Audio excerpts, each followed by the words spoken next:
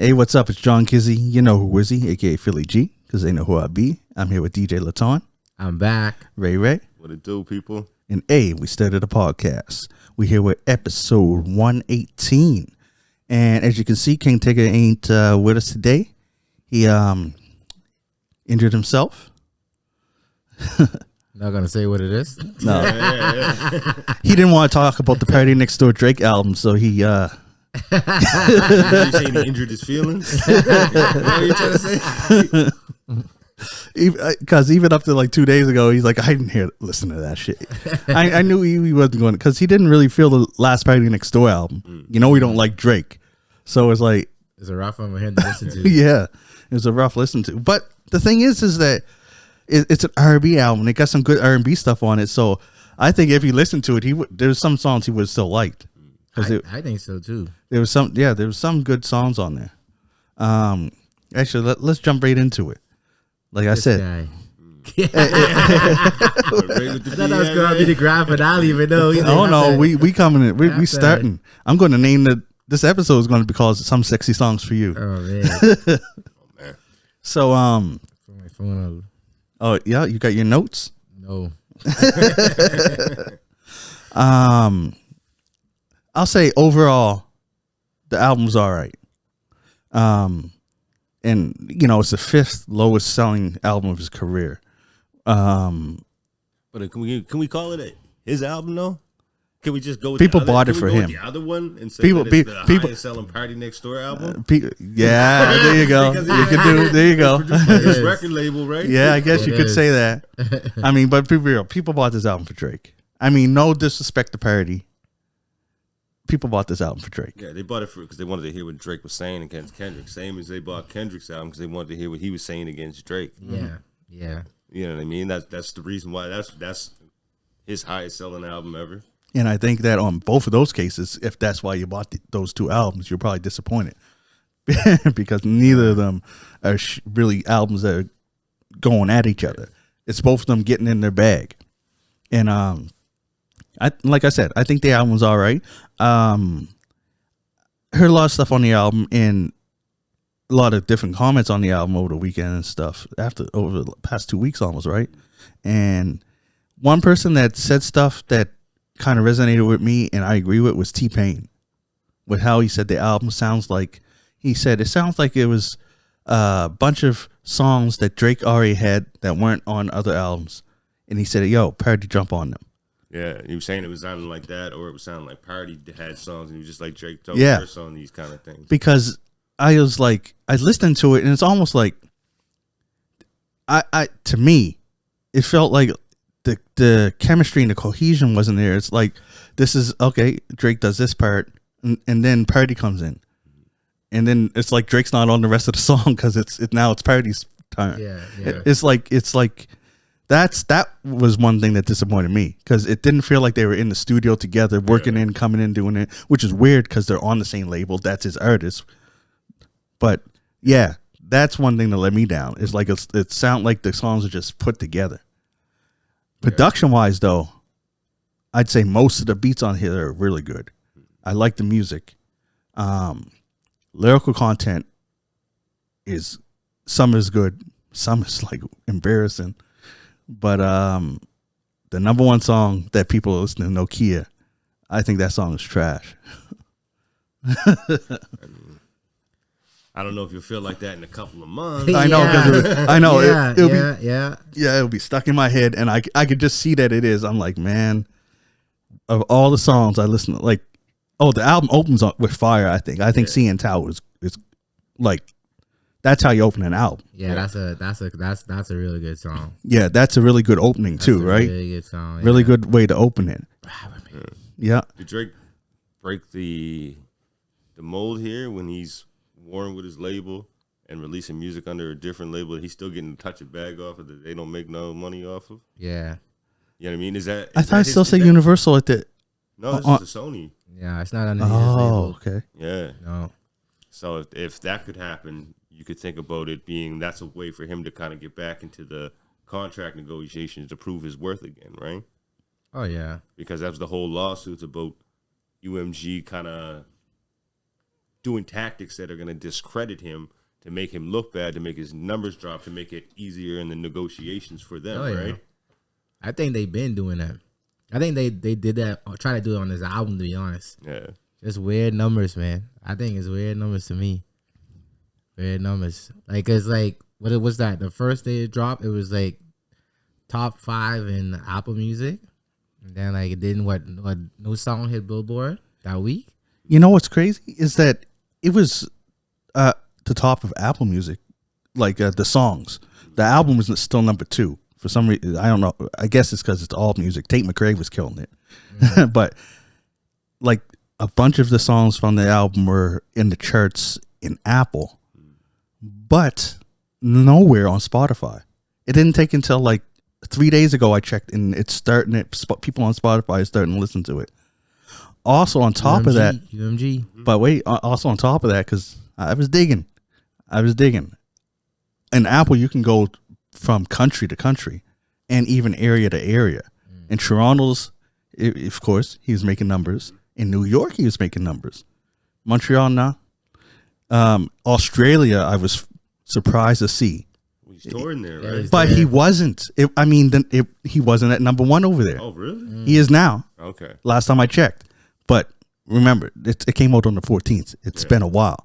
I figured he's on tour there doing shows right now. He's got that in the bag. Yeah. He didn't. It was all. It was like it's not like us was still banging up there. Yeah. And in a lot of outside of New York, most of the states, not like ISIS and stuff like that, is still beating him. And Sabrina Carpenter and Tate McRae, of course, because these charts that I was looking at weren't just hip hop charts and weren't R&B charts, right? Yeah. Billboard wants you to pay money to see those charts, and I ain't feeling that. So and Apple Music, $7 already. I know, but on Apple Music, of course, he was always at the top of the R&B charts because the only competition he really had there recently was The Weeknd, right? But yeah, the charts was funny, man. It's like makes me wonder, will this be like a slow burn, maybe a late bloomer album? Because it did. Definitely. Sorry. Oh, so go ahead. I definitely think so. This gonna grow on people. Like, I already seen it growing on my partner over here. Oh man. Yeah, but you know I made it try to grow on me. I listened to the album 8 times, guys, trying to find that hit. He liked it. Yeah, I liked it. Yeah, did. I liked it. I don't say I said it's fire though. I like it. You like it, man. I like it. It wasn't fire. I told you I still pissed at that song where he keeps saying "Say my name like Beyonce" instead of saying my name like Destiny's Child. I'm like, put respect on Kelly and Michelle's name. See, that could be. I thought about that. I said that could be Drake's slight like dig at Jay-Z, right? Like Jay-Z gives a shit though. I don't say Jay-Z cares. I know. I'm just saying it's just that slight little, Yeah, it's like that, like Beyonce. Oh man, shoot! Like Beyonce. I forgot to write down those lyrics too. So he's saying, Beyonce saying his name. Oh shoot! Little slight little dig, man. Oh yeah. Well, it's this album is the Drake effect again, though. Yeah. Think about it. This is Drake touching another person's project, and it's their highest selling project that they have. You know what I mean? He did that with like the Migos, with all of them, like breaking them in. You know what I mean? Yeah. As soon as Drake touches their stuff, skyrocket. That's to the top. That's to the top. Like he showed again, bro. Even after all of this claim to, put him down, but not like us, it's still like he still can do numbers. Yeah, he fell slightly short of the numbers they projected. They thought he would do 250. He did 246. Yeah, he's still up there. People online, of course, are going to compare it to Kendrick, who did 319 when his released. The thing is, I wonder, because Kendrick had the Super Bowl, so that's why that album came back is up there, right? What second leg will this have besides the singles? Yeah, is there any videos released for any of this yet? I haven't seen any videos. I haven't seen any either. I know there was some clips in the beginning, but it wasn't like a full video for any song or anything. Not seen 3 Tate McRae videos though. But like he said, like Nokia, like I feel like that's gonna be a video. It might not be like a freaking like a project video, but it's gonna be something. You know what that song reminded me of? That song that people went crazy of and fizzled out. I forget which album it was on. It was the something sexy or something like that. I think. Drake. Yeah. Way Too Sexy. Yes. Yeah. That song was annoying, but of course it went everywhere. Yeah, that song was big at a point. Yeah. You don't really hear that no more. But I played that last time like at Acadia, and they was jigging. I was like, whoa, people still listen to it. It's Drake, man. And you see, he went the other way with that song too, right? Like when it came with the video. Yeah, that was pure comedy. Mm-hmm. Yeah. And the whole video was like, if you go back and watch that, anybody does that. I'm Too Sexy is all comedy. Oh yeah. Drake's all over the place doing multiple characters, all that kind of showcasing his acting skills, kind of thing, trying to be funny, right? So that's kind of like it went from being that party song to that jokey song. You know what I mean? See, and I just fear that this song doesn't have like the smash type hits that Drake can make.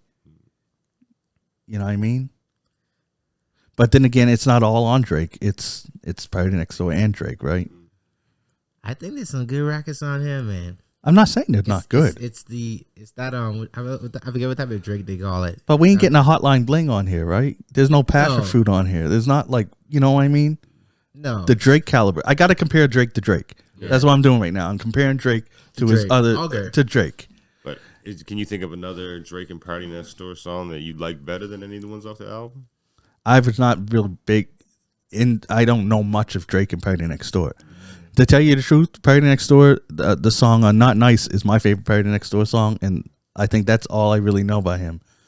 I know a few tunes, but I can't name them by name. Yeah. So I can't be called a PartyNextDoor fan because I'd be faking, because this is the only one that I listened to multiple times. Even his last album, the one that we talked about, since we talked about it, I ain't heard it once. Right? Yeah. But this song, this is the first party, and I didn't know that he did so much auto-tune. I joked and said he sounded like Dollar Store Future. Stop. No, because my girl asked, "Is that Future? Future's on the album?" I was like, "No, that's PartyNextDoor." I was like, "You sound like I know." I was like, and then she made me listen to him. I was like, he kind of does. And some songs he does sound like, except you can hear what he's saying and understand what he's saying more than Future. He's coherent Future. Oh my gosh, literary Future. Yeah, I can't say I was the biggest fan of PartyNextDoor either. He had some songs that were good, but he wasn't an artist I would search out. Yeah, you know, me look too. for his songs. Right? See, the crazy thing is, the Not Nice song is like, I don't want to say top 20, but it's like one of my top favorite songs. Yeah. Like that's a song I put on mixtapes. That's a song I still put in playlists and stuff. Right? That's a song that made me go check for him, and I couldn't find one that had that type of energy and that type of vibe. So I stopped looking. Maybe he does have other ones out there. I'm not even, honestly, by the name of it, I'd have to hear the song because I know it, but right now I'm drawing a blank on even what that song is. Yeah. It's got like a reggae feel to it. The beat's real simple and it's real nice. I'll play it later. What about you? What's your favorite PartyNextDoor song? I that's like you. I don't really follow Party. See? I know there was one song though. I feel like it was older. That's the one I'm talking about. Might be the one I'm talking about. I could see. I feel like I see a visual for it. Was it a video where he's like kind of in the desert or something? I don't think so. I think he's in a club or something. In the desert, standing by a car or something. I think so. That was Not Nice. Where it's like, you're not nice, you're rude. He's talking about his girl, but it's got a real reggae type of feel to it. I can't think of. I wasn't big on Party, to be honest. Yeah. See. Yeah. Like I said, that's why this album people bought for Drake. Yeah. Drake gave Party an alley-oop here for #1 and all that stuff. But it's his artist. That's what you should do. That's what. No disrespect, Busta Rhymes. This is what you do with your artist, man. You lift them up, man. No, because if he did this for Flip Mode, guys, I mean, you ain't lying. They would have been out of here. Shoot, if Redman did that for Socrates, remember Redman signed Socrates to his label, Gilla House, had him, and I don't know if Socrates ever released anything off of there. I mean, Redman's golly though. Let's be real. Redman will record in the mustiest, dirtiest looking studio. Like he not going so foster the artists and going like blow them up, put them in the best studio. He's from the he'll sit here and record right now with us. Just like this. Oh, yeah. You know what I mean? He's that kind of an artist. That's why it was kind of weird, like that every artist would get their, like, even DMX had his own state label and stuff like that. But you gotta they should realize not every artist is made to be an executive. Like, they're good artists because that's what they do good. Yeah. You know what I mean? That's what they put out. That's like, it's funny.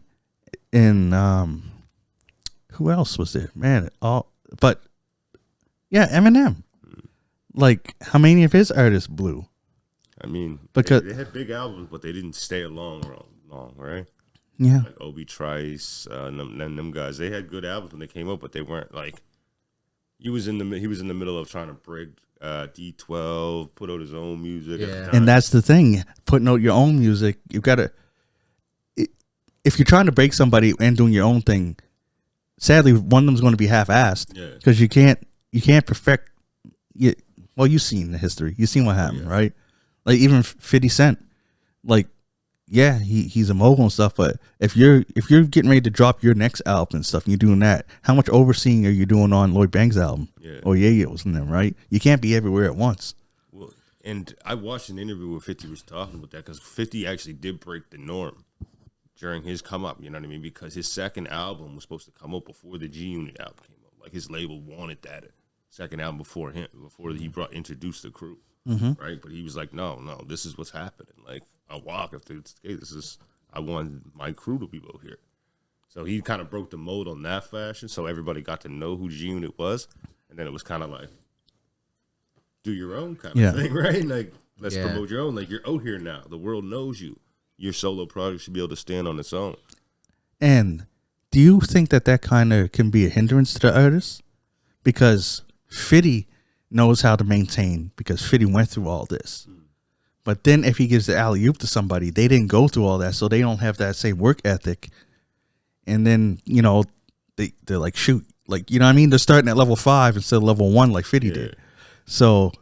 No, it definitely can hinder an artist, but it also can hinder an artist to be signed to an artist who's not promoting you at all, or letting you get your music out because they're in the album release run, or they're in the music video run, or they're starting a tour. Busta Rhymes. You're always in the back and never getting to release your project, right? Yep. That's happened to many artists. That's why Lord have Mercy left Flip Mode Squad, like, because there was just, it wasn't going nowhere.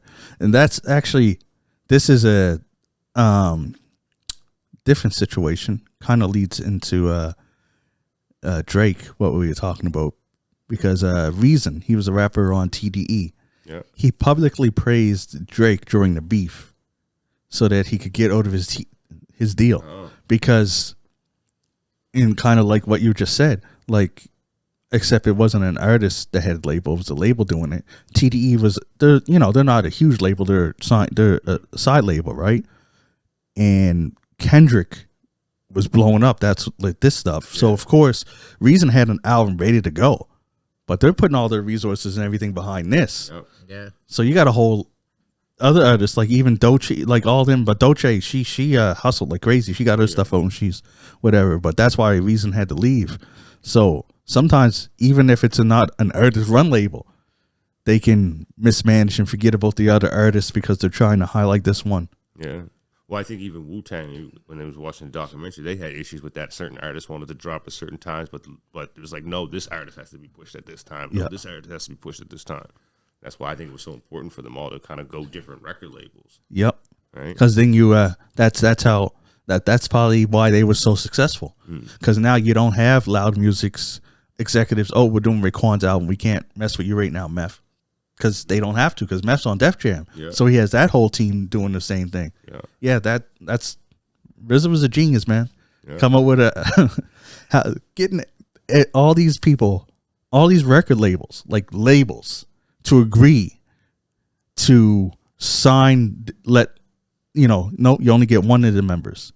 Yeah, that's unheard of still to this day. Yeah, I know. They started that, they used to call it the Wu-Tang contract. Now they probably got a different name for it. Yeah, RZA, that's why they went with Loud Music. That was the only label that was like, okay, we'll do it. Because Def Jam want Wu-Tang, but they say no. When they put solo, they all have to come under here. Yeah. All the red labels, but Loud was like, sure. Yeah. Just give us first refusal. And there's like, bet. But yeah, more people should follow that mode, or sorry, that avenue. But when artists have their own labels, they're putting everything under them, of course, because they're the one bringing them up. So you're all drawing from the same pot. Well, you think it would be hard to get beat selections, everything like that, right? Yeah. The main producers are going to be like, if I'm an artist and I'm a top selling artist, and I know that Johnny over there is a #1 producer, am I going to ask Johnny to produce for Sally over here that I'm producing records for? Or am I going to get him to produce for me? Yeah. You know yeah, what I know. That can muddy the waters. You got that. Yeah, you got that. You're right there. Like, you know what I mean? If it's your label and you hear that hot beat, are you going to give it to your artist and be like, maybe I want that one? Yeah. Am I going to mess up my only chance to possibly work with that producer and give it to you? Yeah. When I know that, I know my track record and my fan base is already established and all that stuff, and I could probably maybe foster a relationship that might be more lucrative in the future, I'm probably going to go with that. And that's where it kind of creates that issue. If I'm an artist running a record label and I have artists underneath me, how do I balance that out, and how do I be fair to the artist but also not compromise my own projects? Yeah, I think it's almost like you have to take a back seat. Yeah, so kudos to any artist who runs a record label who's doing it right and actually caring and fostering their artists and giving them beat selection and time to work with producers that might want to just work with them. Shout out to you if you're doing stuff like that. Yeah, for sure. Oh, also Drake is what were you gonna say? I thought we saw with the Drake album, bro. That's what I'm bringing it back to. I was like, 21 minutes on Drake. I'm bringing it back. I'm bringing it back for you. You heard me. I was bringing it back. Wu-Tang, bring it. all over the place. All right, so back to Drake. Yeah, I think the album's tight. Sorry, I just upgraded the album. Exactly. It's growing on him, guys. It's growing up as long as we stay here. He's just gonna keep saying it's better and better. It's one of the best album ever. Oh, it's never, one of those. Never that. Yo, it's one of those albums I feel you can put on and it's real like smooth and you can just play it, man. I like it. It's just I don't know.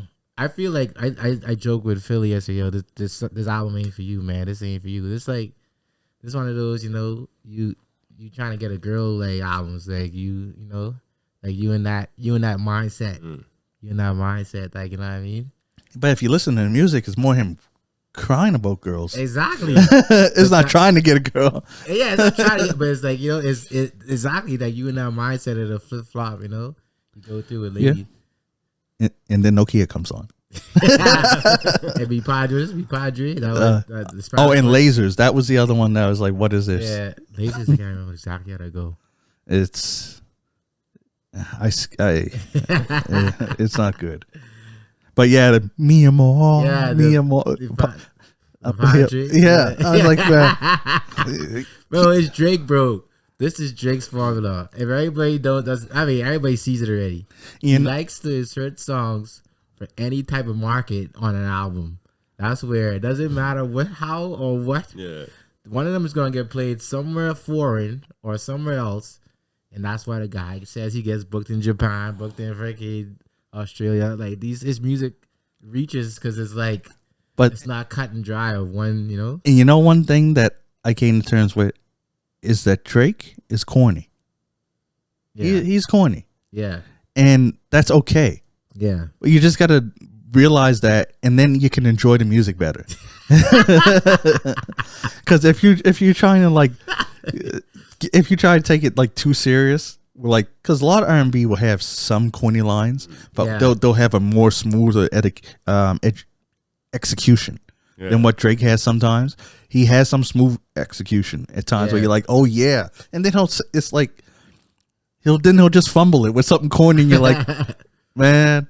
But see, that's it right there. Though. I sympathize with that because it's like you always go to that period of you smooth as freak, then you say something corny. Yeah, it's like you never 100% smooth. That's why I say it's like it's that a realm of, you know, you seeking ladies and this is that, and you know you gotta maneuver, and you're like, you're rich and you you show off, and then like you take it back, and you're like you're not sure about her. It's like that's how I look at like his music. I understand that. And a lot But that's what we've been doing since Degrassi. Corny but cool. cool. and then another thing that pissed me off is that there was a couple of songs that I was feeling. It would go to a beat change. A beat change. And then sometimes like on Give Me a Hug. Yeah.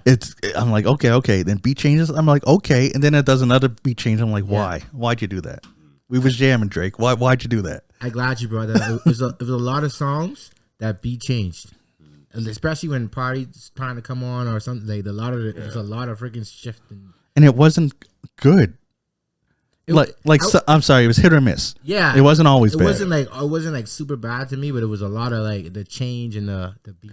Because and it would change it in a way where it's like changing the whole vibe of the song. Yeah. So if you're putting this song on for this type thing, well, for 2 minutes, this is your vibe. I feel like that is his formula though. Like I've heard him do that a couple of different times, and honestly, it took me a while to get adjusted to that. Because I was always like, that's 2 different songs, man. 2 different beats. Just throw another verse on this. That's what I was saying.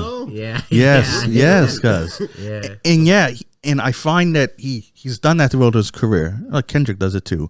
But I feel on this album he did it more than he did in past albums. I could be wrong, but it felt like he did it more. Yeah. I did feel that a lot on this album. Because I remember, on past albums, there was like maybe 2, maybe 3 songs where a beat would change up.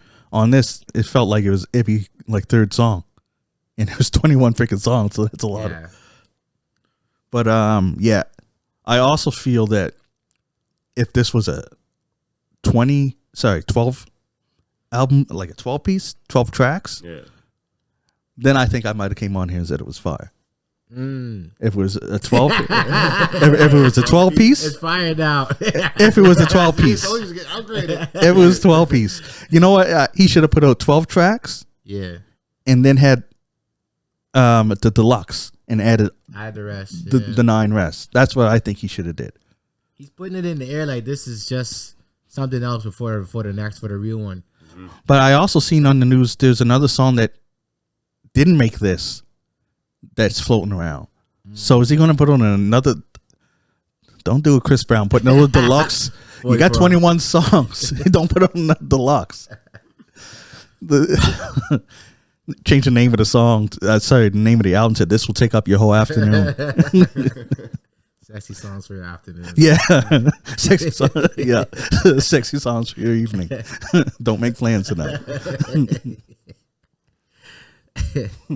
Oh man, I like that album, man. It's smooth, man. I like the song names and the song thoughts about it, like Mothballs and Spider-Man, Superman. Like that's a song that was just Superman. The first time I listened to it, I was like, because I know what he's talking about. Yeah, I don't want to save him and stuff. Yeah. And then the more I listened to it, I was like, man, this is so corny. But you see, it's corny, but it's relatable. You're like, shit, like yeah. I don't ever want to hear somebody sing the word Spider-Man. It's just like, what are we doing? And Superman. I was like, man, shit. Like I was feeling the beat, I was feeling everything, and then he just said Spider-Man, Superman one too many times, and I was like, man, what are we doing out here? I heard that he's dropping, and it didn't say what the key allegations were, but he's adjusting his lawsuit. Oh, Drake? Yeah. It's starting to look like this lawsuit was a publicity stunt, man. It's something like because Ryan was saying now he's proved that he's did numbers with a different record label, and it's something. Maybe it's just a move. Maybe it's just a chess move. That's what I mean. Maybe yeah. Like it's Drake, man. I always go back to his Drake, and really, he ain't really a street guy. He's about the business and making money, and like this could be it. Like his team ain't dumb. Like they ain't like this ain't no like reach something behind it. I think it better be, man, because it was definitely a bad look. He signs that biggest deal in history with Universal Music. Yeah, his catalog. You watch. Yeah, that's crazy. Well, we'll have to keep an eye on that. I think he's only owes them one more album, right? Oh, really? I didn't even know. I think he is required to do one more album. And that's it? Yeah. Wow. And then his contract with them's over, right? Yeah. So they have to that's what this whole thing is, renegotiating the Jake contract. before the right? last one. Wow. That could be what it's all about. So if I go, okay, you guys, I see you guys doing some shady stuff, I'm gonna walk away and get no promotion, no connection with you guys, and release something and watch how it sells. Yeah. Saying I don't need you guys. You need me. Well, I don't know if they need him. No, they don't need him. They don't need him. These labels don't need none of the artists. No. They'll make someone A Drake. They'll make another Drake just like that. Oh, yeah. Well, sorry, not just like that, but they'll get another artist to be big, and they'll give them all the spins in the world. Yeah. Yeah. That's why they might just let him go, I mean, who knows, man? If he it depends on what Drake wants. I think he's in a position where he don't need the label. Like, no, I don't think he needs a label like at it all. can't be a money thing. He's good. Yeah. If he cares about the art and stuff, just leave the label and just go do your stuff, man. Like, you don't have to. I mean, maybe he feels that he still needs to be on the top of the charts. Yeah. I don't think he does. His catalog is enough that Drake could retire tomorrow. Oh yeah, absolutely. Like easily. He's been running for like a decade. Shit, his catalog was like, enough like that 5 years ago. Yeah. He could have retired. Yeah. Like he don't need nothing, man. So who knows what's going to happen? You're right. Like he's really giving us a lot more than. I don't know. I shouldn't say these names anyway. I was starting arguments. It's giving us a lot of tracks, a lot of freaking albums, man. It's like that's what I feel. And I also feel that I think he already reached his pinnacle. I think that a lot of his catalog is freaking amazing. And I don't think he's like he won't top his best songs. I don't think.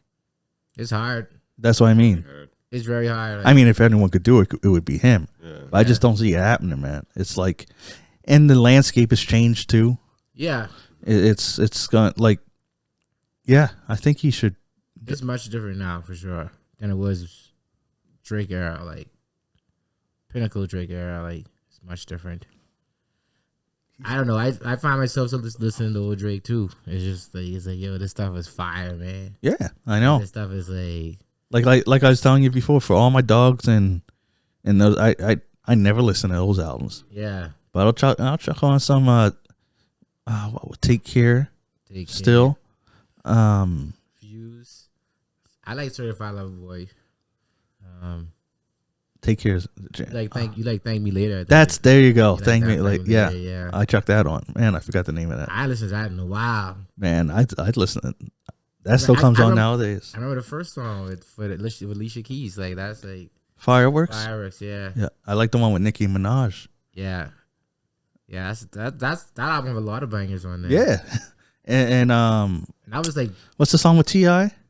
You're fancy, huh? Yeah, You're yeah. fancy. I mean, yeah, because that one. Yeah, see, I forgot about those songs. Not me. Drake got so much songs. I'm telling you. It's like, hey. That's why when I say I compare Drake to Drake, when I'm talking about this album, I'm looking at that stuff and I'm like, this album's okay. It's good. Yeah. But this is what Drake could do. Yeah. Yeah. Drake has I think he's shifted so much since that album. And like he's on to that mainstream. Like remember he wasn't even calling himself a rapper one time. He's a pop star. And like he's I like that song too. But that was on the Khaled album, I think. I think that was on Khaled, yeah. Had Justin Bieber do the whole video? Yeah. Freak. Him and Khaled ain't together no more. And yeah, what's with this whole coffin thing outside Khaled's house? Yeah. What's going on? I don't know. I don't know, man. I see 6ix9ine got a coffin too. Yeah. You got a King Von one. Oh, you know, great. He said some disrespectful stuff, bro. Yeah, 6ix9ine got Yeah. Of all the articles I sent you guys, that's the one I did not read. So I seen it. I was like, so I scanned. Did you guys? Yeah. It was basically two people just delivered this to Khaled's house. They don't know who these two people are. But they also delivered. Two people also delivered a King R.I.P. King Von casket to 6ix9ine, who was dissing King Von the whole time. Yeah. But he thought might have possibly been a bomb in it. Oh, So they called the authorities, and I don't they blame had to him. come remove it. And his disrespectful self, because he's real disrespectful, said, "I wish I could have kept it and put it in my house. I would have slept in it to see what it's like to be King Von for a night." I was like, whoa. Yo, he just off. Man. Yeah, he's off one, man. He's always a be like he just want to say something to get clicks. Yep. yes. Yeah. Just say anything. He's like Soldier Boy in that thing. Just Just anything. just talking to get clicks. Yeah. Because he needs it. Yo, guess what I watched the documentary on, cuz? The Island Boys. Oh They my got god. wait. Hold I wouldn't on. watch They that. got a documentary. It's not an official documentary. It was a guy that did all this research. So you can see all the stuff. You know, when he does his sources, you can tell what he's talking about. Yeah. They basically broke. But they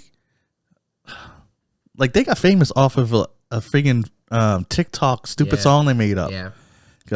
And then they got all this money, and then they just kept blowing it. Yeah. And then they were like broke to the point where they were doing anything because they were going on like an OnlyFans and Yeah. promoting incest Don't porn. say it. Don't say it. Don't I say heard. I was I like, heard about what? this. it. Don't say it. I Yeah. seen that. I seen that. Wow. I didn't know that. I was like, You what? didn't see that? It was. And then one of them, apparently they don't talk to each other no more. They twin brothers don't talk to each other no more. One guy had the drug problem, went through all his money and whatever. He was just like, yo, I'm 9 days sober, blah, blah, blah. So he was making his way. And then the other guy, he has a girlfriend. They moved into a place and they put like it was the broke guy to put this on. They put, what's it called? A registry so that fans can buy them stuff for their house. Like, Man. I want to know what compelled you to watch that. it came because I don't know Oh my them God. because I never knew that. What compels me? You know what? 99% of the stuff that compels me is I just like to know shit and I like curiosity. And it's like I know because we talked about the Island Boys before, right? And I still even after watching that, I only heard like a little part of the song. Oh, showed them performing the song too, and they got booed off stage. They didn't know the words. I They never I never even heard them even do a song. yeah, before. it was like, bad. But I was like, light skinned versions of Kodak Black kind of thing. Yeah. So they were trying to like match their image to. yeah. But a lot of times, what I'll do is research on people who I know, but I don't know nothing about them because I'm like, why are they famous? Why do I know this person? Yeah. That's why, like, way back when I looked up Kim Kardashian because the first time I heard about Kim Kardashian was when Eminem made fun of her in that song. And I was like, who the hell is she? Then I did research, like, oh, okay. Ray J's dick made her famous. Yeah. Okay, that's who she is. And she was Paris Hilton's assistant, I think it was. Something Oh, like really? that. Yeah. It's like, because there's famous people out there. I'm like, okay, why do people care about this person? Kardashians was also Yeah, well, Rob Kardashian. Rob Kardashian. Yeah. With the OJ trial. OJ, yeah. But the Island Boys, like that's just an example of when you get a bunch of money and you have no guidance and you think this is the way to make more money, so you do a bunch of dumb stuff with no investment, nothing behind you, nothing. After watching a little documentary, I guess I'll still call it, on them, they're the perfect example of people that shouldn't be famous. I don't know why. Yeah, like But they just lucked out.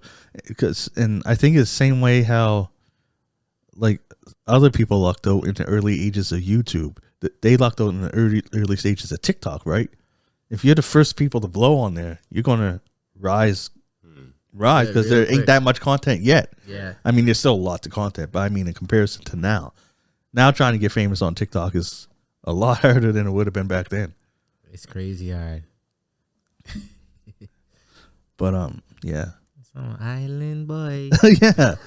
The Island Boy. They got real weird. They got real weird. In Yes, that it got crazy. I was like, what? After I seen that, I was like, nah.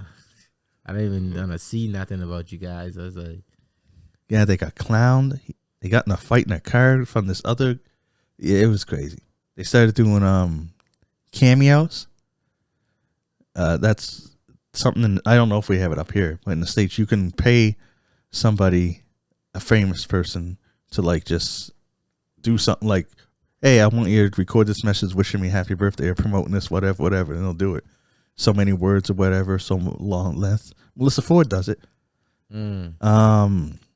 what's his name? Rudy Giuliani does it. That's so random. Oh, cause and there was this one senator that got kicked out because he got caught lying or whatever. I forget his name, but Tonight Show or one of the late night shows.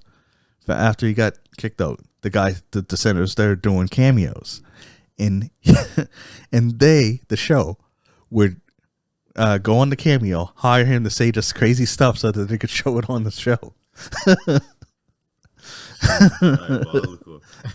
Yeah, it was comical, but yeah.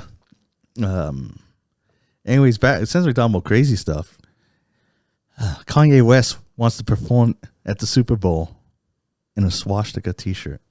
He already not only wants, he said that he is performing next year. Like he got the hits to do it until you said that, so I just had to drop my head. He said he's doing it next year. He said next Super Bowl he's performing. So how does he say he's doing it? He's Kanye. Kanye will say whatever. What's his relationship with Jay-Z? Yeah, I like? know. I don't think it's too good, is it? I don't know. I don't think Jay-Z let them nowhere at that stage. Nowhere. Man. Can we just say it's probably not going to be a hip hop performer for next one? Hip hop's kind of ruled for like hip hop R&B's kind of been the ticket for a while there, right? Yeah. You probably have Sabrina Carpenter next time, or did Taylor Swift ever perform at the Super Bowl? I think that's what they're saying. It's gonna be. She's gonna be next. Yeah, she would be a huge Super Bowl. That would draw in a lot of numbers. Yeah. And just look at all the eyes that came to the Super Bowl just because of who her boyfriend is and who she is. Yeah. Yeah, that would be dope. I could see her or whoever. If they're going to go by the heart this year, we'll see who has a better year.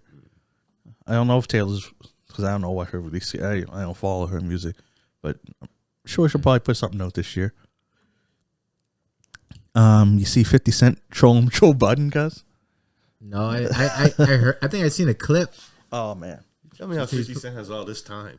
He's trolling everybody. That's like I know. Because that's what I seen an interview with Tony Yayo. He said, if I had this money, I wouldn't be talking to Rick Ross. I wouldn't be beefing with it. I'd just be enjoying my life. For 50, he don't care. He's doing what he's like, I don't got a problem with these guys, but I got to because 50 just says stuff, man.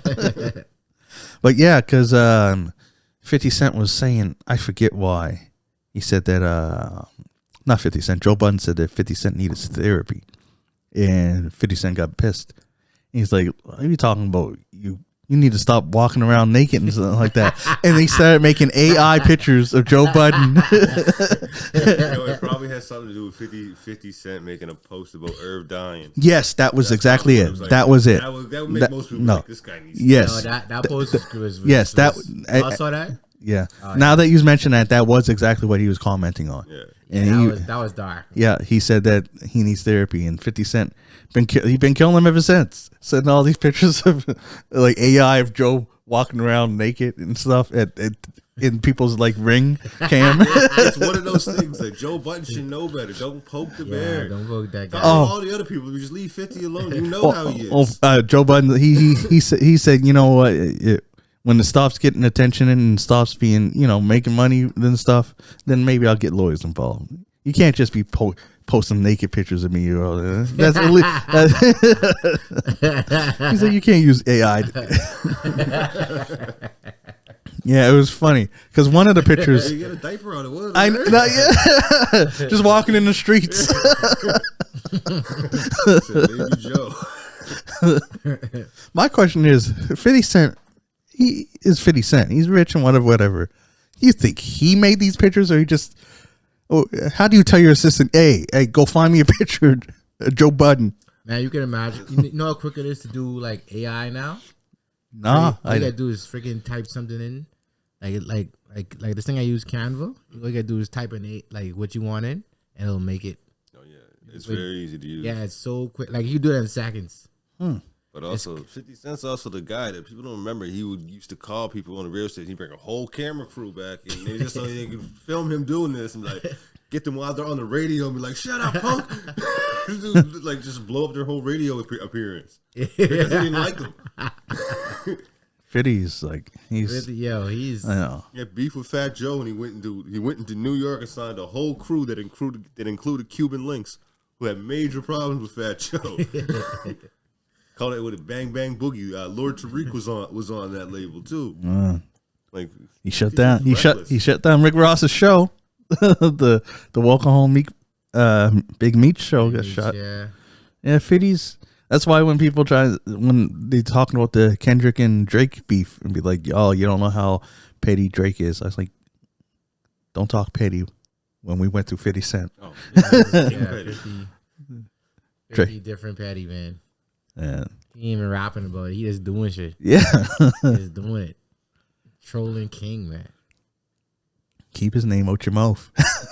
Yeah, you gotta be like, you gotta be ready to say yo, like, and you be like a star to say yo 50 da da da, because he finds something. Like even Yayo, when Yayo said that, you see what he posted afterwards? No. He posted an old clip of Yayo showing his ass Oh on yeah. stage. And he say, man, ain't nobody asked you to do that. It's like, yo. The same guy that pick his friend up and throw him in a bush. Did that to Yayo. It's like, bro.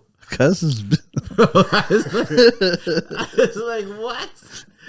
yeah, I remember that. It was I remember that now. It was when they did Life on the Line, and the one was line to say, says my people got this stuff stashed in their ass crack, and said, "Yeah, yo." Said, no way, Nobody asked you to do that, man. Like, yo, oh shit, cuz clowns is oh man, even his own crew ain't off limits. Man, Like safe, man. no one's Nobody's safe. safe. Oh yeah. So Buck violated. See, I don't know. Violate the hell out Yeah, of Buck. yeah, Man, he took Buck's money too. Oh yeah. He recorded Buck crying like that, and that's some diabolical stuff just right there. To record the conversation of your friend crying to you on the phone, and then release it to the public and laughing while you're playing it. Yeah, bro. That's diabolical. He did it. Yeah. I always question and say, yo, is this beef real? But I don't know. Is this beef real with these people, or this is fake? I don't know. I don't know, man. Like, so now is he cutting off Tony Yayo too? Oh no, he's been Tony Yo's his closest. yeah, those two they've been like that for a bit. Yeah, Yeah. the ass crack thing is. Yeah, I know he's not really messing with Lloyd Banks right now. I saw him say something about that, had him lead Lloyd on his own kind of thing. Yeah. Yeah, I saw that too. But like Lloyd Banks, like out of the crew, Lloyd Banks was kind of like an earlier version of like Buck or Game. Yeah. You know what I mean? He didn't fully come up with them. There was somebody who they knew when they were younger. Like but he was Yayo. always a rapper. And Yayo bring him in, right? Yeah, exactly. Yeah, like so like Fiddy and Yayo was always like that, right? And then Yayo bring in I almost said Buck, but Banks. Yeah. So but yeah, I don't know, man. It's crazy. Don't mess with Fiddy. Yeah, different, bro. On some good news, ASAP Rocky not guilty, found not guilty. Yeah. On all counts. That was a big win for that family. Like, oh yeah, because him and Rihanna, like that. him and Rihanna said they the next child they have they're going to name after the lawyer. Man, I think did you see her talking about going back into the studio and being in the studio now? Yeah, but and she said there are no genres, so I don't know what type of music's going to shoot. This ain't going to be a radio. This is going to be Pain about supporting her man, fighting for his life while he was going for 25 years possibly. You watch her holding down the family. It's going to be that kind of an album. It's going to be a Pain album. It's going to be. She said this ain't going to be radio play album music kind of thing. Really? Yeah. It's going to be a good album. This is going to be all about her artistry. It's still be on the right? radio. Yeah, it's Rihanna. You gotta come on. Yeah. Like, oh yeah, this ready. Yeah.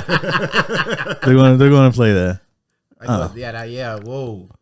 Okay, yeah. Freaking never thought. If Rihanna drops something right now, she could shake up the market a lot. Not right now, but future wise.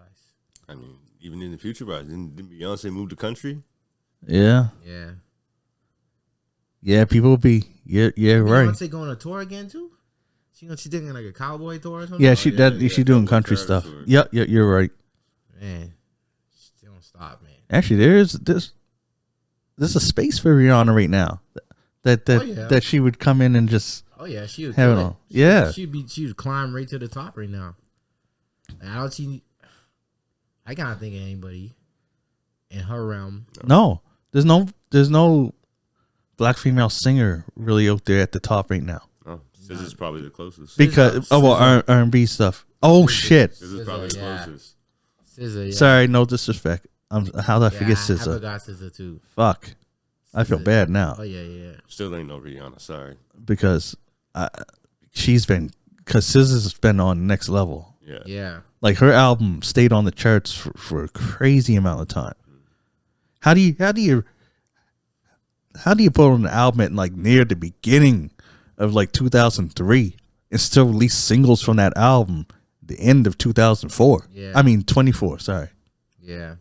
and 23 is what I meant. I said 2003, Yeah, but you know what I meant. You know what I meant. 03.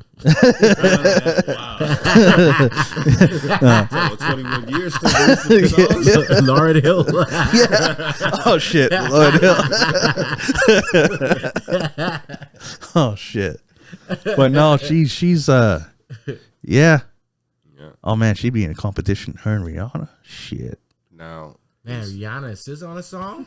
Oh, that'd be crazy. that would be crazy. That would be crazy. Rihanna and Drake on a song right now. Oh man, I don't know. That would be I don't know if she crazy. would do it. I don't think that's ever happening again. I don't know. She been talking with ASAP.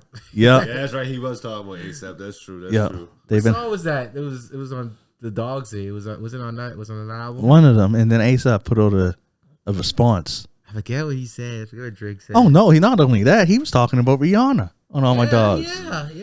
Yeah, that ain't happening. Bro, Drake be doing some things, man. Drake be saying some things, man. Yeah, that ain't happening. Shit. His women body count is pretty wild. When you It's compare it. wild. You know what I When mean? look You at, know like, what's top of funny? the stars and stuff. It's pretty wild. Yeah, it's high level, man. It would have been crazy, cuz, and I know it would have hurt Drake even more if Rihanna and Kendrick did the song together. Oh, Kendrick definitely already called and tried. King Petty. Oh yeah, he's pretty petty. Oh, Too, I can't lie. Yeah, Kendrick already called. Definitely. shit. Yeah, that Super Bowl performance Definitely. had some real pettiness in there. Yeah, man. No shit. Get her on the Not Like Us remix. Oh shit. Not like that remix. You think that coming? Nah, there ain't. I don't want to say no because who knows, man. I mean, Wiz Khalifa did a nice one to it. I can't lie. Oh, he jumped on it? Yeah. No, he jumped on the Squabble Up beat. Oh, okay. Nice. Because in like a month, that album is going to be. That song's going to be like over a year old and still in the charts. Yeah. He did something with that song, man. It's because he lyrically and concept wise, he bring in like the real hip hop hits that like are against like the commercial type hip hop, but the Not Like Us type line, and plus he made it a bop. So even the normal people are like jamming to it. Yeah. Did you see the crowd at the Super Bowl? They was like jamming. Like yeah, he shoot.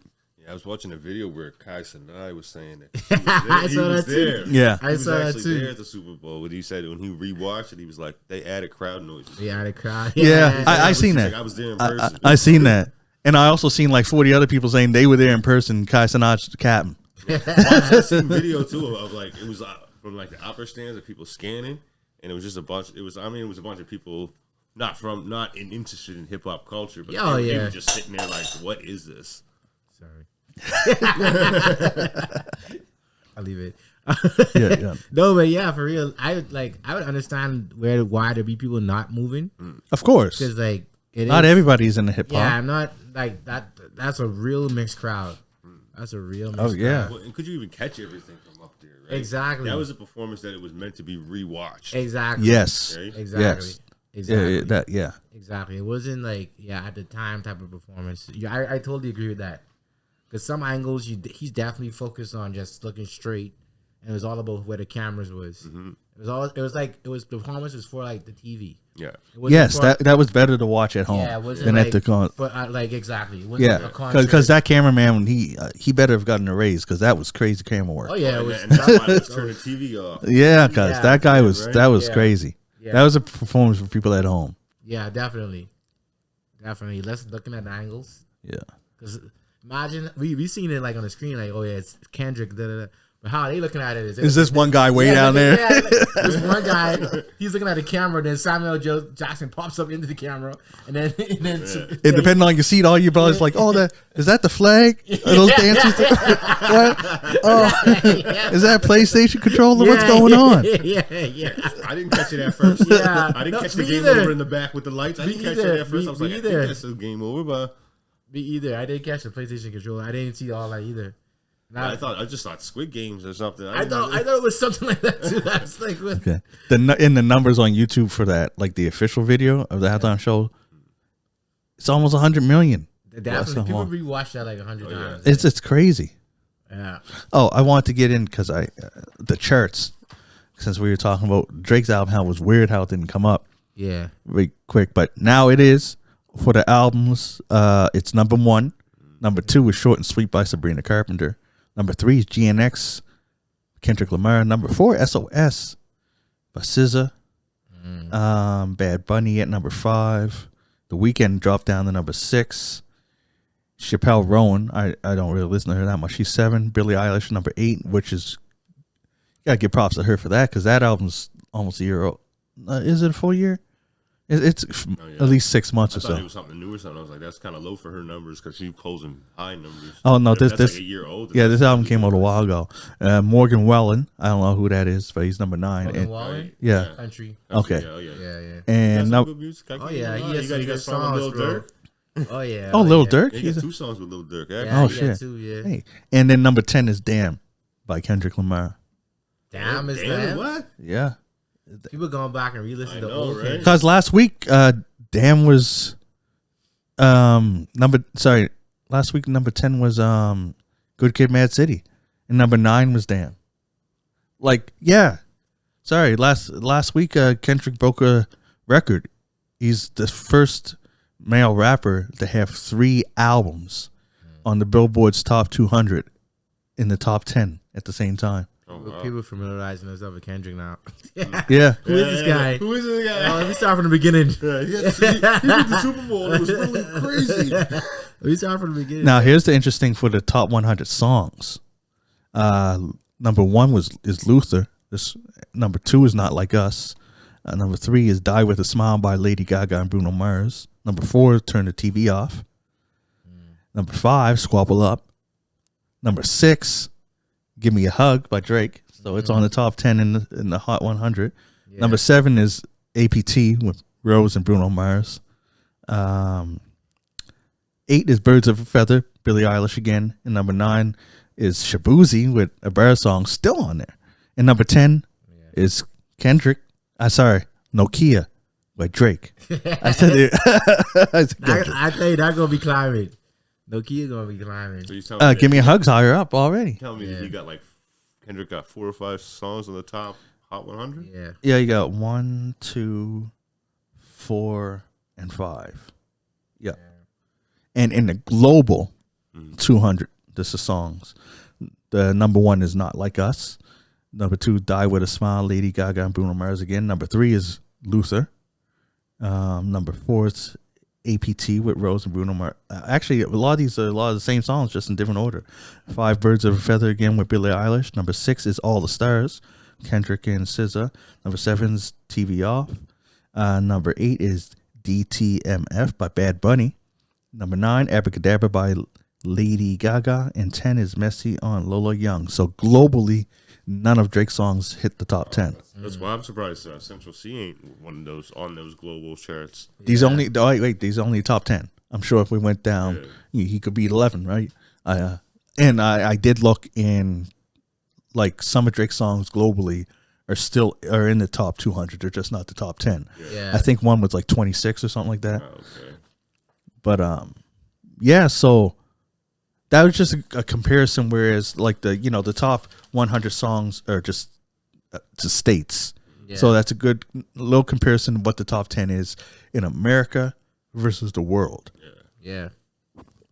And the world still says Not Like Us. Not Like Us. I don't know. I'm tired of it.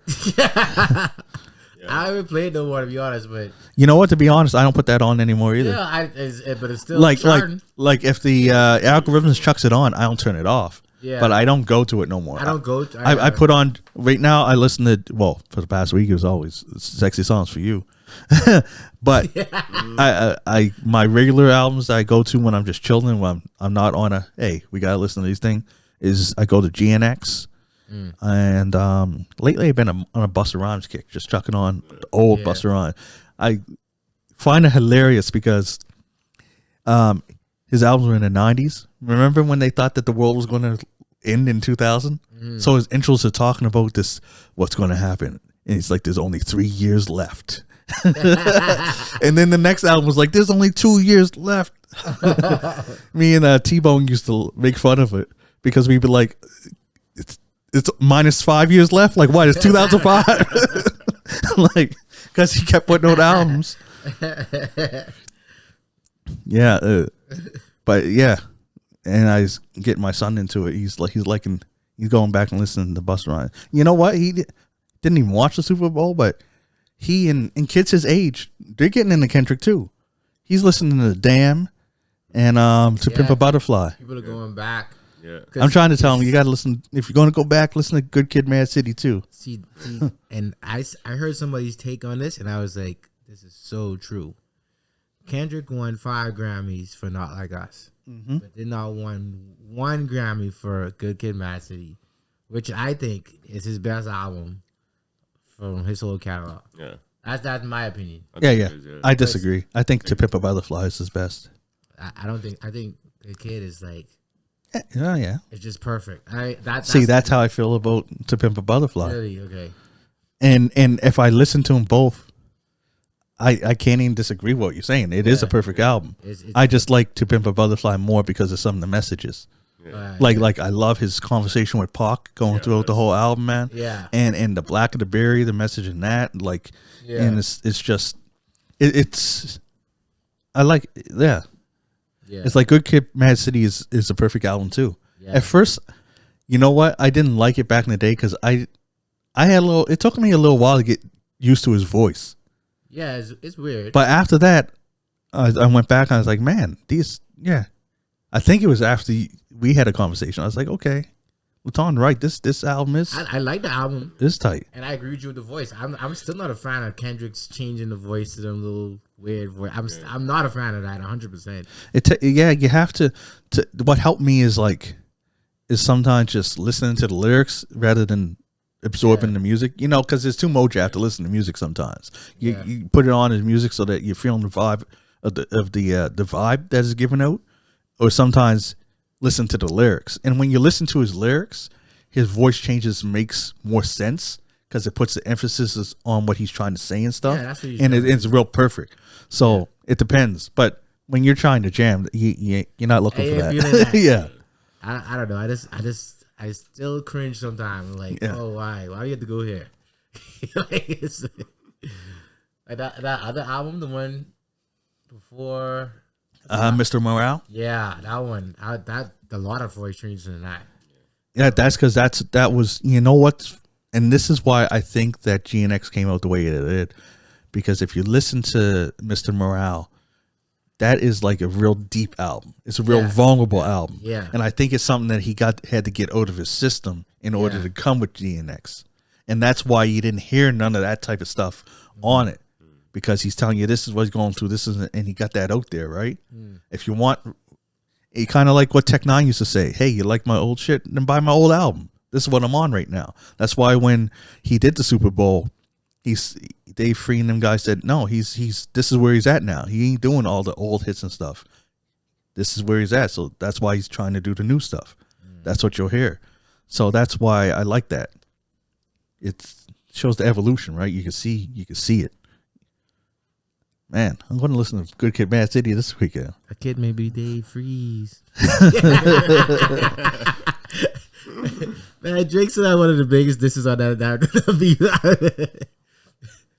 Yo, and one thing I don't know, I didn't talk to you. Remember when during the Super Bowl, you were like, "No, that's from his new album," and I was like, "No, it's not. I know it's not." Guess what?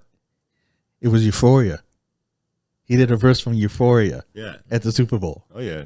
and that wasn't on the album, was it? No. At all. That's why he didn't promote. Really. That's why I was confused because I was like, because I was kind of agreeing with you, even though I was like, no, I don't think it is. But why is it so familiar? It is new.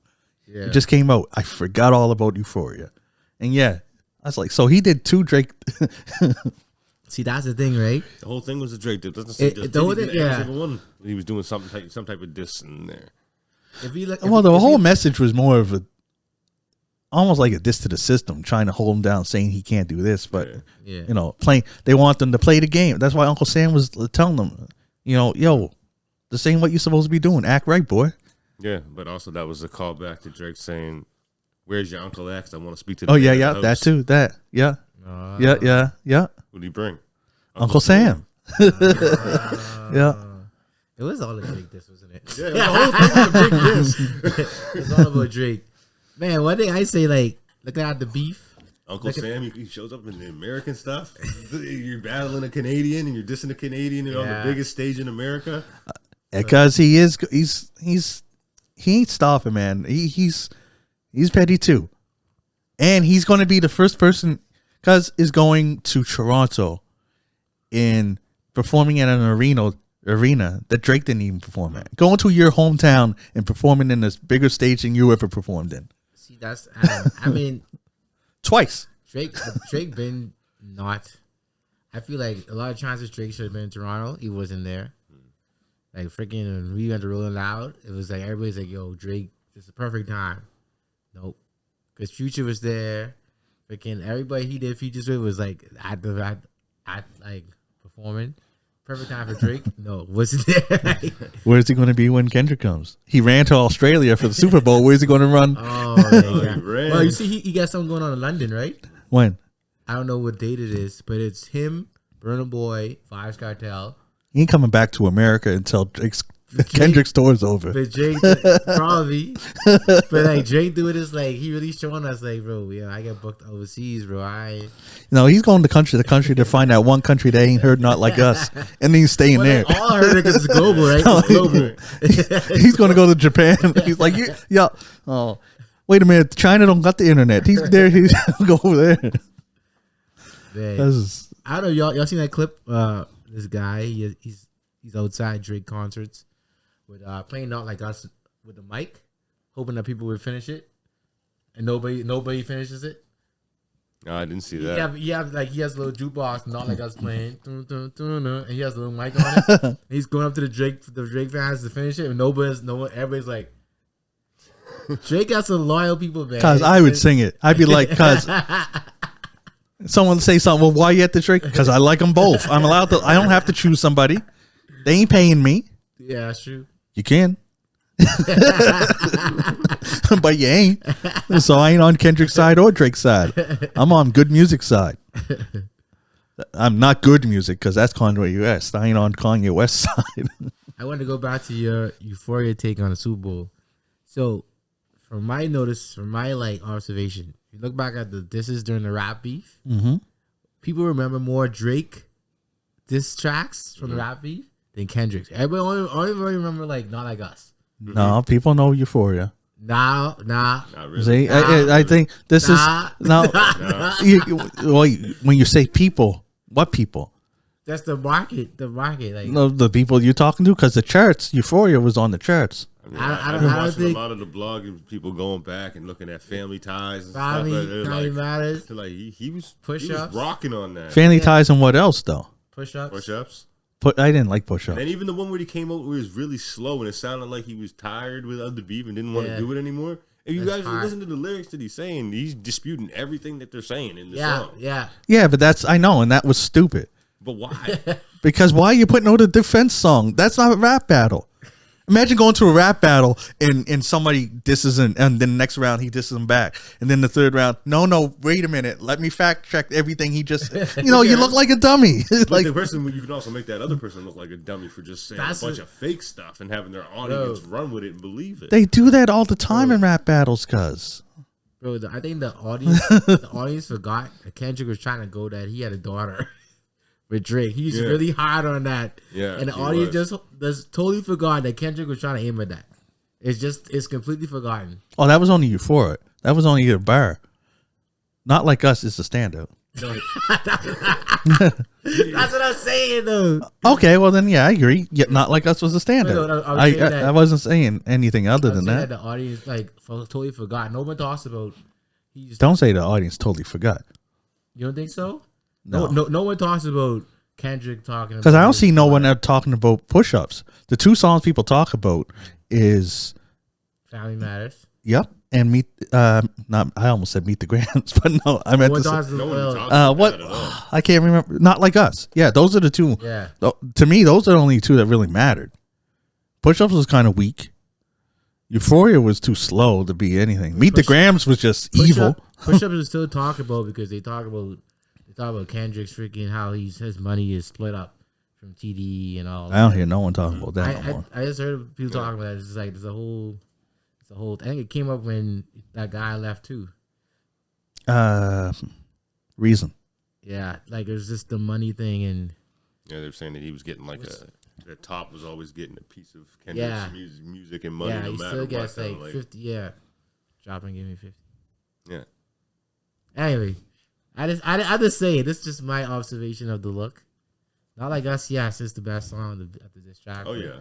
If you look at the memorable songs, it's like Kendrick is 1, Drake is like 3. 3.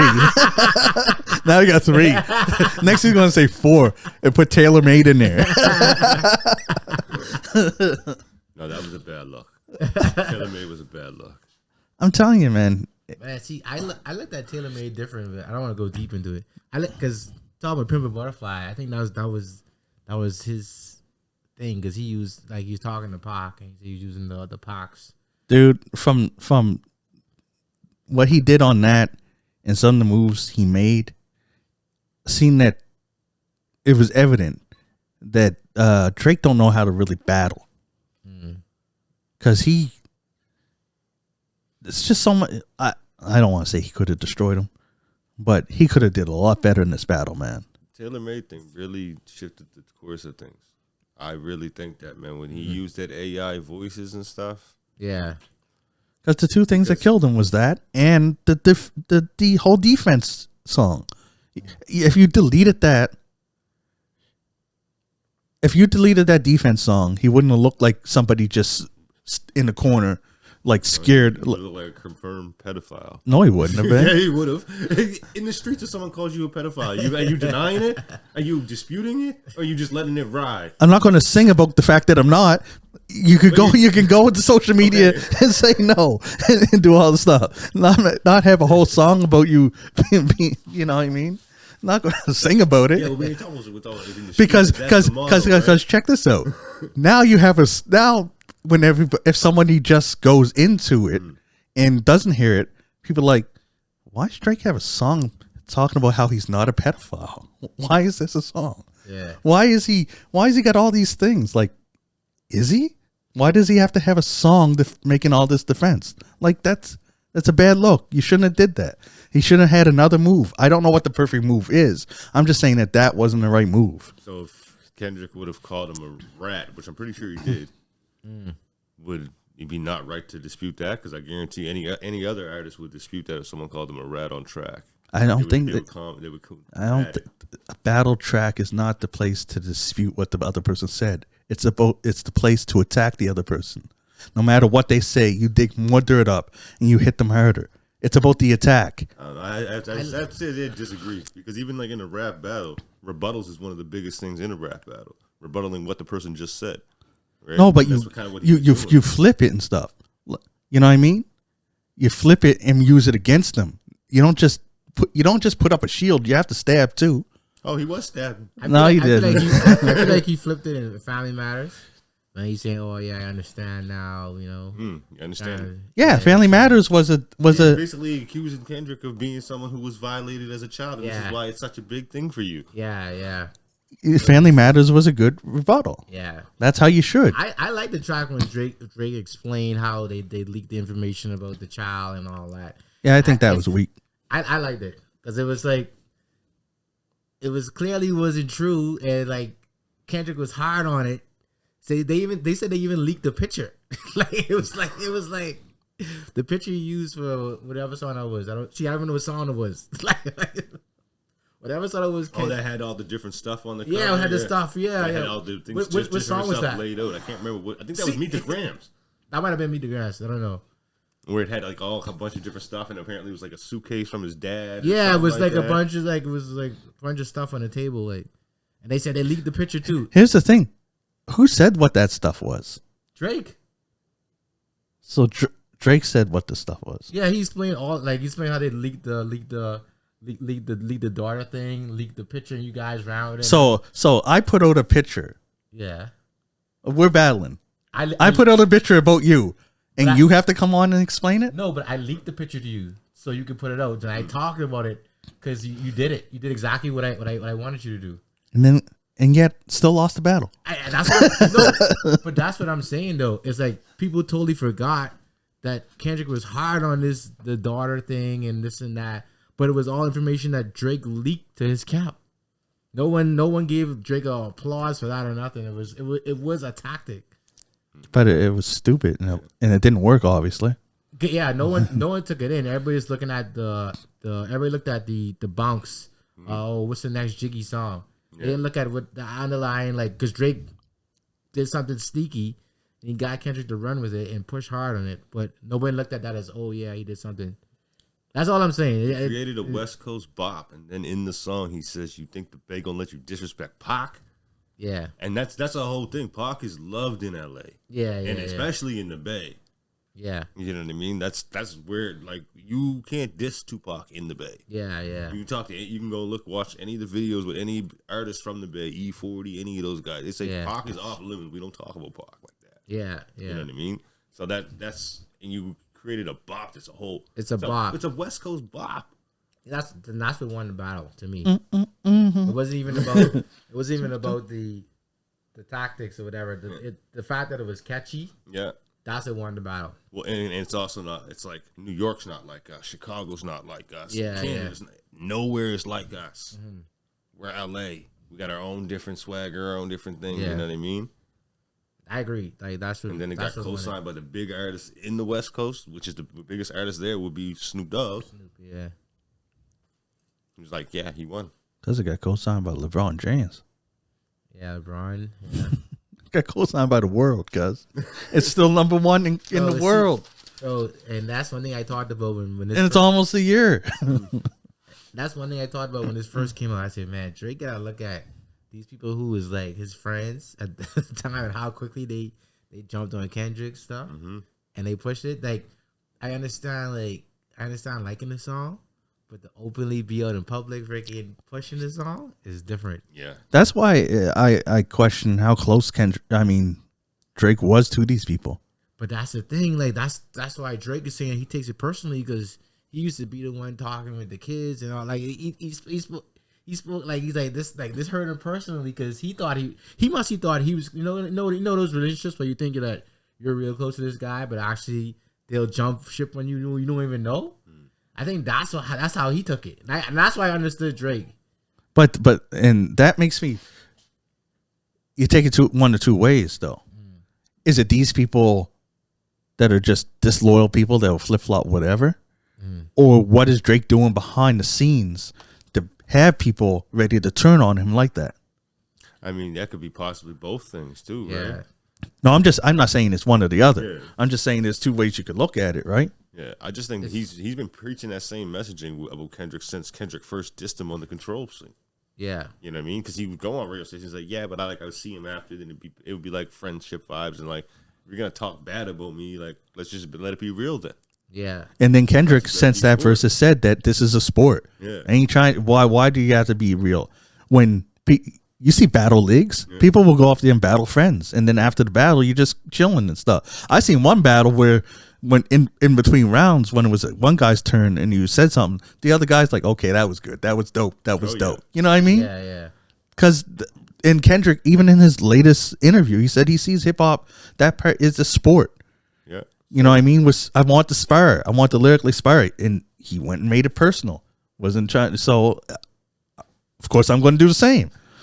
Now, we've seen this happen before with Drake. Now that I'm thinking about it. because he did that with Pusha T. He said talking about Pusha T's wife, and that made it personal for Pusha T. And then Pusha T went wild on him. Yeah, that's when he released the information about his son. And I'm pretty sure it was him talking about Kendrick's wife, Whitney, or whatever it was. I think that's her name. Yeah. That made Kendrick snap this time as well. Okay. You know what I mean? Because I was always trying to figure out when I heard people talk about Drake made it personal first. Because I was trying to figure out, was it Drake or Kendrick who talked first? So it was Drake. Definitely Drake with the Whitney thing. Yeah. Because remember, Kendrick was just coming out saying, "Fuck the big three. It's just big me." Yeah. He was all on hip hop. He's like, "I'm the best." Whatever. And then Drake got in his feels and went personal. So he talked about Whitney on push-ups. I can't remember when. I gotta check it out. Yeah, I'd have to check it out. But that's what I was hearing about it. 'Cause I know it was Kendrick talking about his fatherhood, like you want a real father. Something in one of those songs. I can't remember what it was. I remember that. I know there was an AI first. You know what? On Euphoria, I don't think Kendrick. I don't know if Kendrick got personal there yet. That's where he warned him, "Don't tell no lies about me. I won't tell no truth about you." That was a warning there, and it was still battling there. And he was just even then. That's where I hate the way you walk, talking and stuff like that. Okay, that's not where it got real personal. And then after that, that's when the father stuff. No, what's that other song? The Grams. No. The Drake one. Family Matters. Family Matters. That's when he got personal. So then that's when fucking Meet the Grams came out. Yeah. Because remember, it wasn't personal until Family Matters. And that's when Kendrick went real personal with Meet the Grams. I think right. And then that's when after that he didn't even have a chance to say nothing, and Not Like Us came and just steamrolled. Yeah. Drake always crosses the line first. If Drake could just keep it hip hop, but he has to, because I guess that's just the tactics and the way that he does his disses. Yeah. It's just it shows. That's the pattern, right? Yeah. That's how he does things. Yeah, but he bites off more than he could chew, I guess. As we call this episode Drake. we were talking about ASAP Rocky. I was trying to get into something else. I don't know why we got that. I did the charts and then we started talking about the songs. Anyways, Diddy lost his lawyer, at least one of his lawyers. Yeah, that's kind of wild. He said that there's no way. Now, at first, like a lot of people were reporting, because he said that there's no way he can continue with the case, right? To do it to any to the best of his capacity or whatever. So he's asking the judge to be removed. Now he was saying, bloggers and podcasters and stuff are saying that they think that maybe he found something out and he just can't fuck with it no more. But if you read in more, it was actually revealed that he didn't like the tactics that they were going to go in. Yeah. So that's why he was leaving. I think they're trying to go. Oh, sorry, I hit the mic. Trying to say that bring racism into it and shit. It's like something like that the law of transporting a woman for sex was based on racist tactics in the first place. I think that's what they were saying. Like the law itself, like when it came into fruition, was to stop like black people from transporting, you know what I mean, people like with their parties and doing stuff like that, right? Oh, wow. They're saying it was like the law was racist in its inception. So to kind of try to charge someone who is transporting, because basically they were saying like him and his girlfriend transporting a male escort to be part of their things, right? Yeah. So it's like, I mean, can you really, if the law is racist from the jump, you're talking about a bigger fight than you. Yeah. To get that law changed, right? Especially, and I don't think you're the hell that they're gonna die on to change this law, bro. Yeah, you got that right. That's a reach. Very big reach. So that's probably why the lawyer's like, but good. That I guess that's got to be the problem. The risk you take if you have a team of lawyers. If one lawyer's like these tactics, I morally can't rock with these. Like these ain't So yeah, And he was also saying something about he wanted to push for more time. yeah, To not have the trial happen so quickly, kind of thing, to not have the case being moved so quickly. But the other defense attorneys were against that.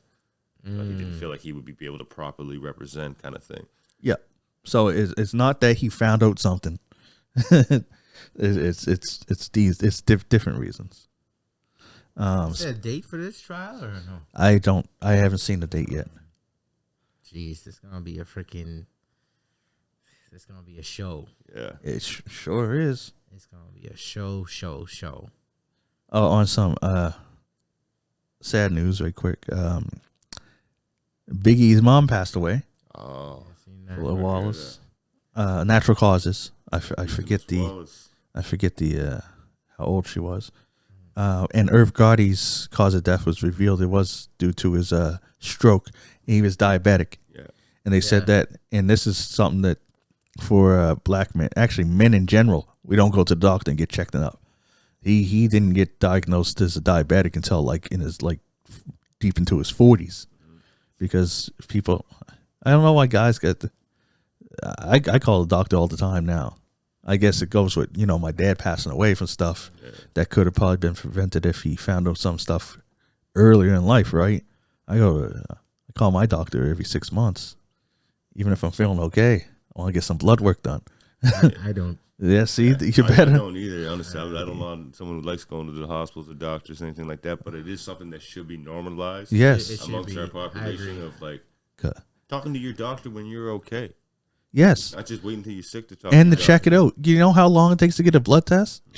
Some people don't like needles. Just don't look at it then. Yeah. It takes like 2 seconds to get some blood drawn. Yeah. And if you got a good job, you get the day off. Go to the doctor. Yeah. Go to the doctor, get your blood done. Just talk to the dog. Yeah. What this? Like, I talk about everything. Yeah, my back was hurting. Whatever. That's why I'm on these freaking blood pressure medication. I would never would have known I had high blood pressure if I didn't go to the doctor, because even though it's free at the pharmacy, I don't go put my arm in that shit and check my blood pressure. Yeah. It's the biggest thing, right? Is that we need to normalize that conversation of having those regular checkups with your doctor, even when you're not sick. Because when you're sick, you're going there for a specific thing. Help me feel better. Right. I'm not going to tell you about my knee that's been hurting me for the last 3 years on and off. I'm going to talk about the cold that I have in my lungs and give me some antibiotics so I can go back to the regular hustle and bustle. Yeah. Yeah. So we need to normalize those conversations with doctors. You should go at least every 6 months. That's why it's called a checkup. You know what I mean? And it takes no time. And isn't it cool and it actually feels good when they're like, oh no, you're fine. Especially at my age and the way we eat, to have the doctor tell me my cholesterol is really good. I feel like I'm cheers, I'm going to get the burger right. Yeah. I'm like, damn. I'm like, straight. I was like, I just had Popeyes and I'm still good like that. Okay. Yeah. Wow. Yeah. And to be black and be seen, I'm not even pre-diabetic or nothing. I'm really good with my sugars and stuff. Yeah. Find that shit out, guys. You enjoy that candy even more. You look at that kid like, you ain't doing shit to me. Men's health is important. Yeah. Take care of yourself out there, people. Yeah, it doesn't take nothing. And needles, I can't say they don't hurt, because I can't stand needles. What, you guys squeamish about needles? I don't like them, but I'm not a fan of them, but I'm not. It ain't gonna change my day. Yeah, last needle I had was COVID shot.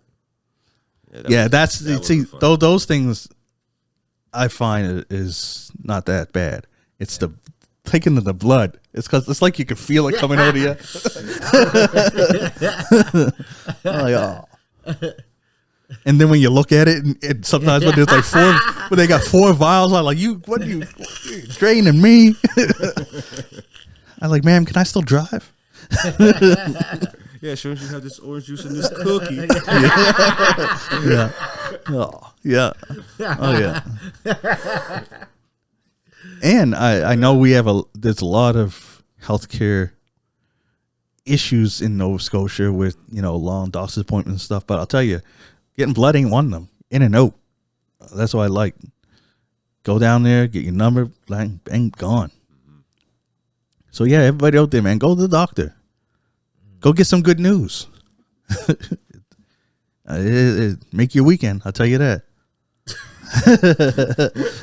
What'd you do this week? Oh, you know, let's go get my blood. Yeah, they didn't say no. You know, I orange juice and a cookie. Yeah.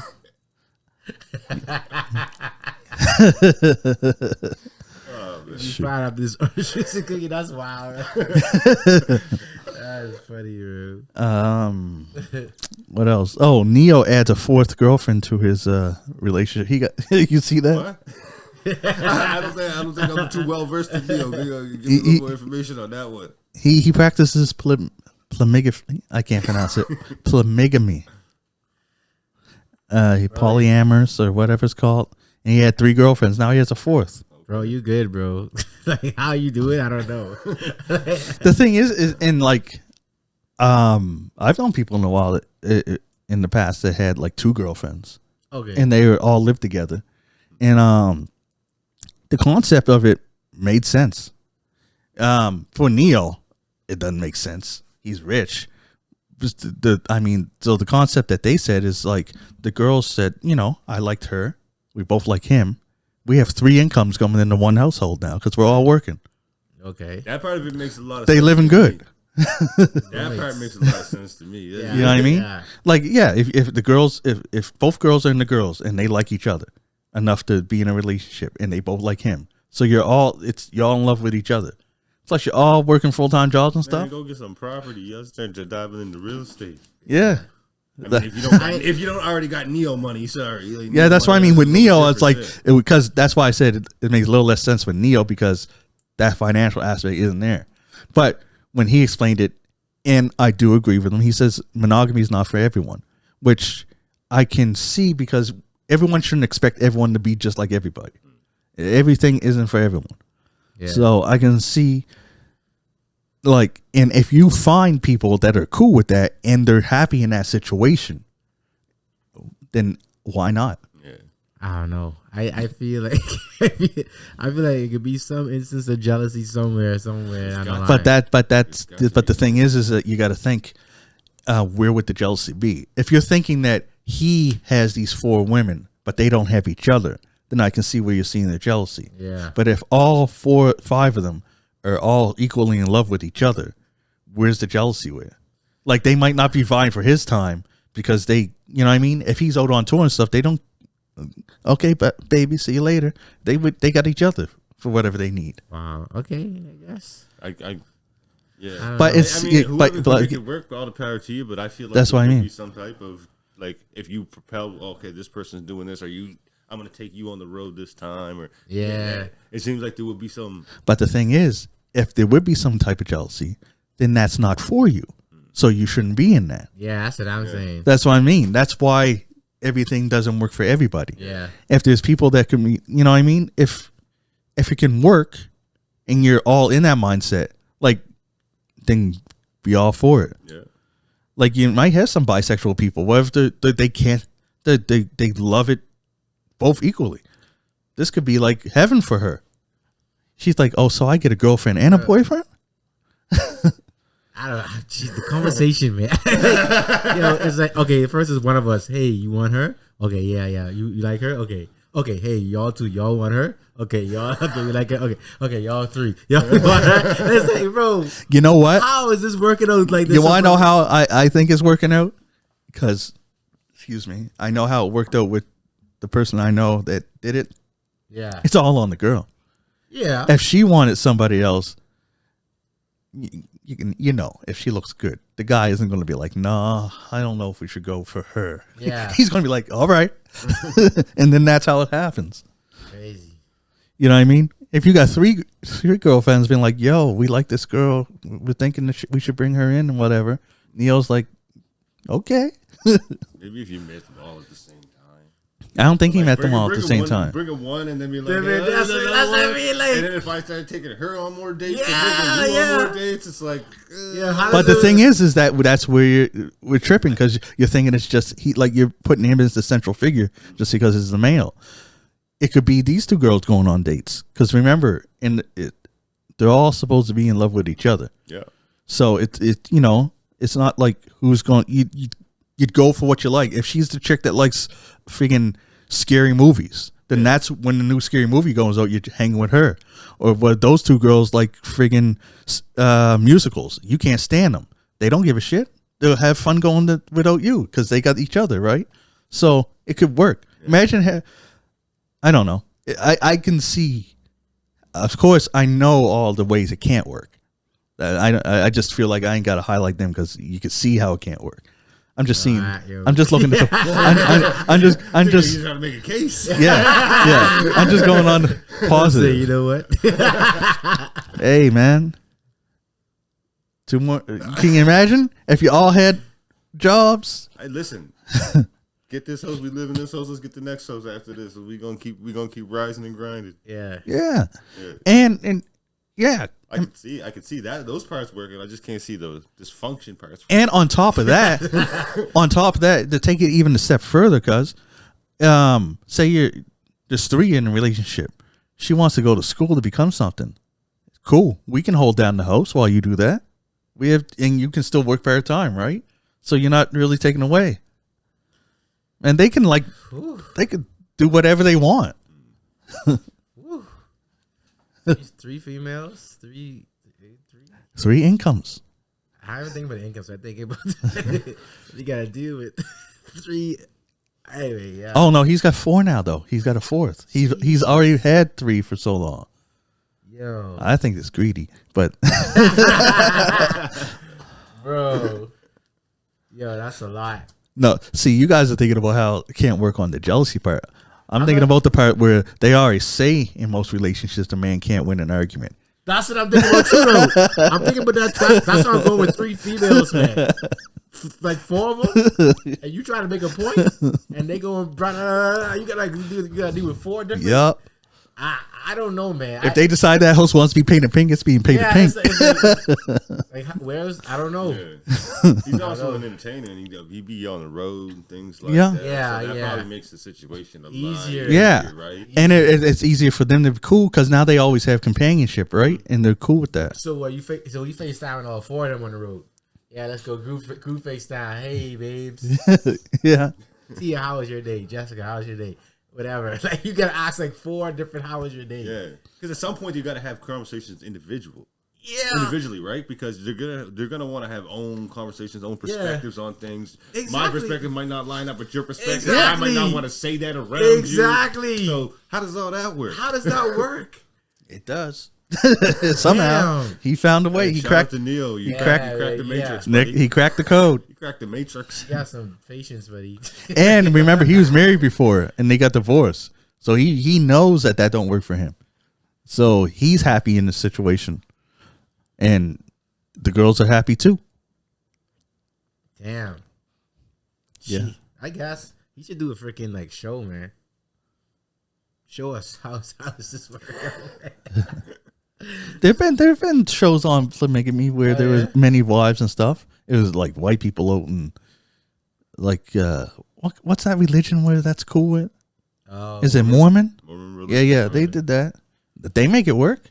Yeah, because like each wife, like the wives are happy because the burdens, like because it's a religion, so they're more strict, right? Where what a female role is, but then they have more people taking up that female role and helping with it. Imagine like in those type of situations, the females has to take care of the kids and make the food and clean the house while the guy goes out and works. Imagine if you got 6 of you doing that. You're done by noon and watching soap operas for the rest of the day. Suppose one of them get pregnant. What? Suppose one of them get pregnant. Well, they do have kids in the Mormon. Gee. Yeah. That way you can have 4 kids all the same age. They all get pregnant at the same time. Different, man. I guess I can. I don't knock it. What's the new saying? I will watch and not judge. How? Forget the new saying. Yeah. Oh, shout out to Neo. All right, last but not least, going to end this off with Wu-Tang Clan is going on their final tour, and Run the Jewels is going with them. It's starting on June 6th. It's coming to Canada. We got 2 dates so far, July 13th in Laval. I hope I'm saying that right. Laval, Quebec. Laval, Okay. yeah. And Toronto, it's going to be on the 14th. Friend of mine, a friend of the show, Obadiah, he said he's going to look in to see about kind of get them to come to Halifax because they are looking for more dates. It's not impossible because it wasn't what's his name? Killer Mike? Killer Mike was here. Yeah. So, Hell, Jizza was here. Yeah. Raekwon was here twice. Ghostface was here. Yeah. And Method Man was here. Yeah, Ghostface been there like a couple times, right? Yeah, like that's half of them. Yeah. Yeah. That's like 4 out of 5. Most of them right there. Not impossible, man. Seems there's some big promotion. Scenes trying to work on that. What? I think there were some people behind the scenes trying to work on some of the members coming here. Yeah, they already. So why not make it this? Yeah, they've all been. Well, most of them been here. I think only RZA and like RZA, Deck, You God, and Master Killer and Cap were the only ones not here yet. Yeah, still wish, man, back in the day I could have went and seen them when Dirty was still around, man. But yeah, that'd be dope. Hopefully it comes here. Anything else you guys want to add before we get out of here? Nah, I think I'm good on my half. Nothing, man. Stay safe, people. Cool. Yeah, go to the doctor. Yeah. Check on your health. All right. I'm John Kizzy. You know who is he? A.K.A. Philly G, because they know who I be. And I'm here with DJ Laton. I'm back. And Ray Ray. Take care of yourself, people. And we out. You have a good night. Peace.